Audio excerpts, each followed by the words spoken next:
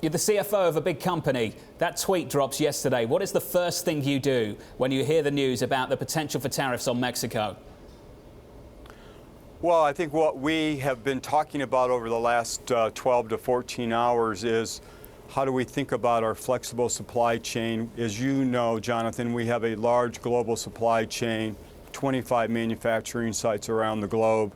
And so what we're trying to think our way through right now and analyze is the impact of this and how do we mitigate it. You know, we've been successful in mitigating the first three lists that were related to China, and we're working on the fourth list if that comes into fruition.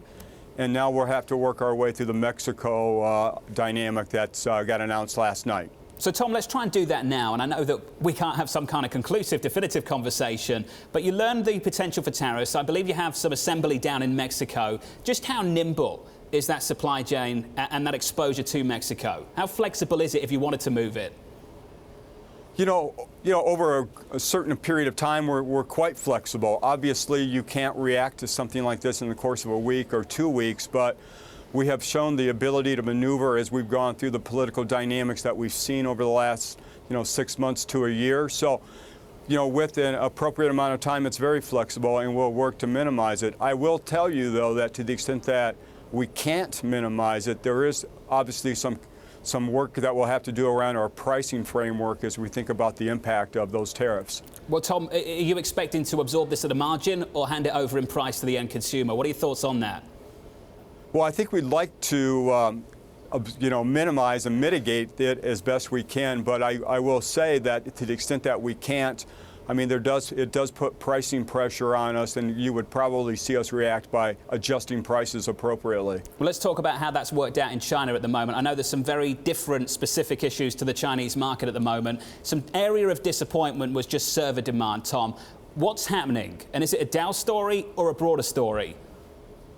Well, I think, we're coming off an extraordinarily strong year in servers and networking last year, and I think our business overall for the year was up 28% year over year.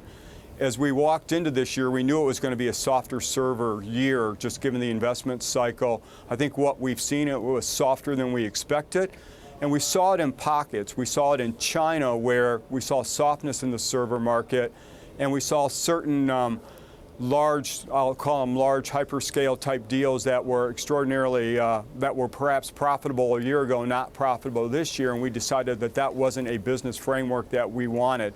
So we declined that business. And so I think what we're thinking our way through right now is that, the environment is changing, and it is, investment cycles are changing. We're still optimistic about the year, but we'll have to manage and mitigate as we go through, and we'll balance that revenue and profitability framework as we move through the year. Tom, got to talk about the debt load as well. How high a priority is that at the moment? We've just seen some big outflows from investment-grade debt funds, seen some pressure in high yield as well.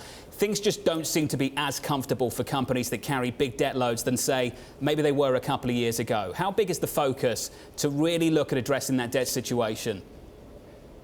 It's high on our list. We've been delevering or, paying down debt quite nicely. Over the last 2.5 years, we've paid down $15 billion of debt. I think, and so while people look at our balance sheet and say, you have a fairly sizable amount of debt, I think the thing you also have to remember is that we have a fairly strong and big cash flow and EBITDA generation. So we're comfortable with our ability to manage our debt load, and we're continually focused on paying down debt and getting back to investment grade over that 18 to 24 month period. Tom, got to wrap things up with some optimism from somewhere. It's a depressing morning for so many people. Where's the optimism for the team at Dell? Look, we're optimistic about our business, about our broad-based set of capabilities and solutions. Customer receptivity to our capabilities is strong.